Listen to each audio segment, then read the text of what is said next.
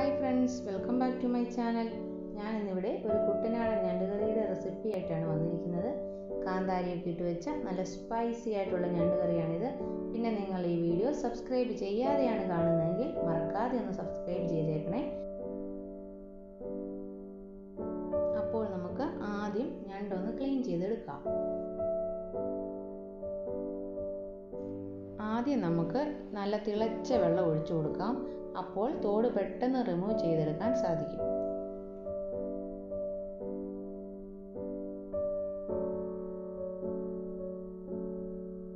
ആദ്യം നമുക്ക് കാലിൻ്റെ അറ്റത്തുള്ള ഭാഗങ്ങളെല്ലാം കട്ട് ചെയ്ത് മാറ്റാം. ഞാനിവിടെ കാലുകളൊന്നും സെപ്പറേറ്റ് ചെയ്യാതെയാണ് കറി വെക്കുന്നത്.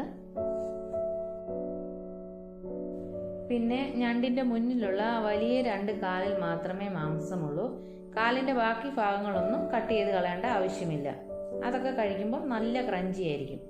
നിങ്ങൾക്ക് വേണമെങ്കിൽ കാലുകൾ കട്ട് ചെയ്ത് ഉപയോഗിക്കാം. ചൂടുവെള്ളം ഒഴിച്ചു വെച്ചതുകൊണ്ട് പെട്ടെന്ന് തന്നെ ഈ പുറന്തോട് അടർന്നു വരും. ഇതിൻ്റെ ഉൾഭാഗം അധികം കളയാനൊന്നും ഇല്ല.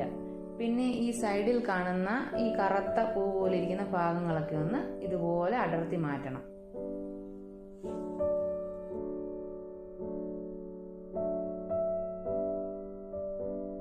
നമുക്കിനി ഈ പുറകിലുള്ള ഭാഗം കൂടെ ഒന്ന് റിമൂവ് ചെയ്ത് കളയാം. ഇനി റണ്ണിങ് വാട്ടറിൽ വെച്ച് ഇതുപോലെ നന്നായി വാഷ് ചെയ്തെടുക്കാം. അപ്പോൾ അതിനുള്ളിൽ എല്ലാ അഴുക്കും പോയി കിട്ടും. പിന്നെ ഇതിൻ്റെ ബാക്ക് സൈഡിൽ പായലും അഴുക്കും ഒക്കെ കാണും.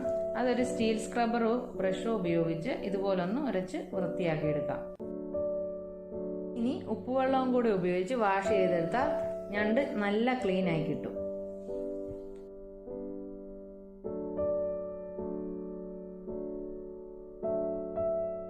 ഇനി കറി പ്രിപ്പയർ ചെയ്യാം. അതിനായി ഞാനിവിടെ ഒരു പിടി കാന്താരി, 2 കഷ്ണം ഇഞ്ചി, 2 തുടം വെളുത്തുള്ളി, കുറച്ച് കറിവേപ്പില, പിന്നെ ഓരോ ടീസ്പൂൺ വീതം ചെറിയ ജീരകവും പെരിഞ്ജീരകവും ചേർത്ത് മിക്സിയുടെ ചെറിയ കപ്പിലിട്ട് ഒന്ന് ചതച്ചെടുക്കാം. കറി വെക്കാനായി അത്യാവശ്യം വലുപ്പമുള്ള 5 ഞണ്ടാണ് ഞാനിവിടെ എടുത്തിരിക്കുന്നത്.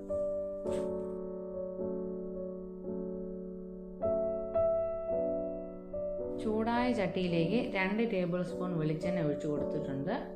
പിന്നെ കുറച്ച് ഉലുവയും കടുകും ഒക്കെ പൊട്ടിച്ചെടുക്കാം.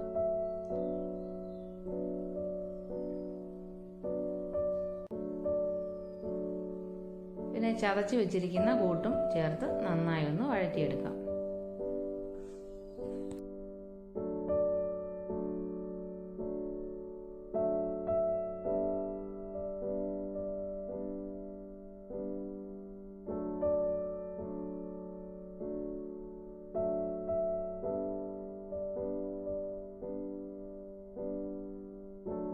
ഇനി ഞാൻ ചെറുതായി അരിഞ്ഞ ഒരു 2.5 കപ്പ് ചുവന്നുള്ളിയാണ് ചേർത്ത് കൊടുക്കുന്നത്. കുറച്ച് കറിവേപ്പിലയും കൂടി ചേർക്കാം. ഇനി ആവശ്യത്തിന് ഉപ്പും ചേർത്ത് ഒന്ന് വഴറ്റിയെടുക്കാം.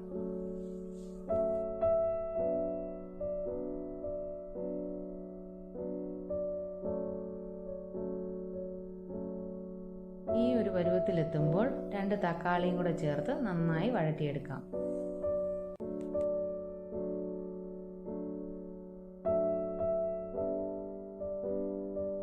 നന്നായി വഴന്നു വന്നിട്ടുണ്ട്. ഇനി ലോ ഫ്ലെയിമിലിട്ട് പൊടികൾ ചേർത്ത് കൊടുക്കാം. 1.5 ടീസ്പൂൺ മുളക് പൊടി, 1/2 ടീസ്പൂൺ മഞ്ഞൾപ്പൊടി, 2 ടീസ്പൂൺ മല്ലിപ്പൊടി, 1 ടീസ്പൂൺ കുരുമുളക് പൊടി എന്നിവയാണ് ഞാൻ ചേർത്ത് കൊടുത്തിരിക്കുന്നത്.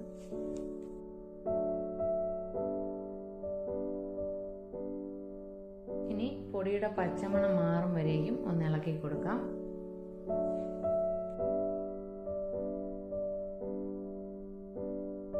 ഇനി ഇതിലേക്ക് 1 കപ്പ് വെള്ളം ചേർത്ത് കൊടുക്കാം.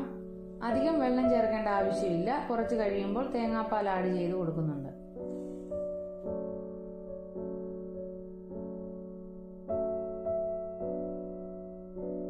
ഗ്രേവി തിളച്ച് വന്നിട്ടുണ്ട്. ഇനി ഇതിലേക്ക് ഞണ്ടുകൾ ഇട്ട് കൊടുക്കാം.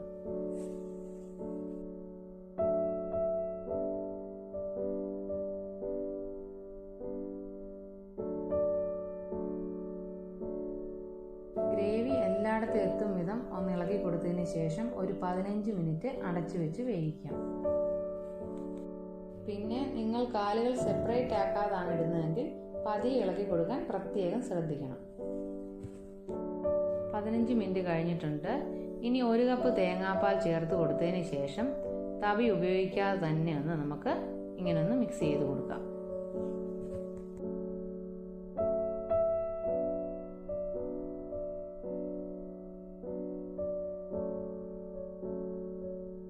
ഇനി ഒരു 15 മിനിറ്റ് കൂടെ അടച്ചു വെച്ച് വേവിക്കാം. 15 മിനിറ്റ് കഴിഞ്ഞിട്ടുണ്ട്.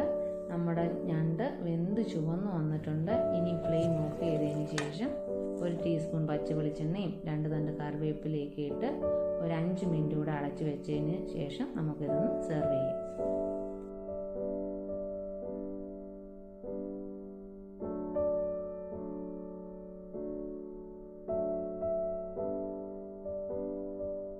അപ്പോൾ നമ്മുടെ സ്പൈസിയും ടേസ്റ്റി ആയിട്ടുള്ള കുട്ടനാടൻ ഞണ്ട് കറി റെഡി ആയിട്ടുണ്ട്.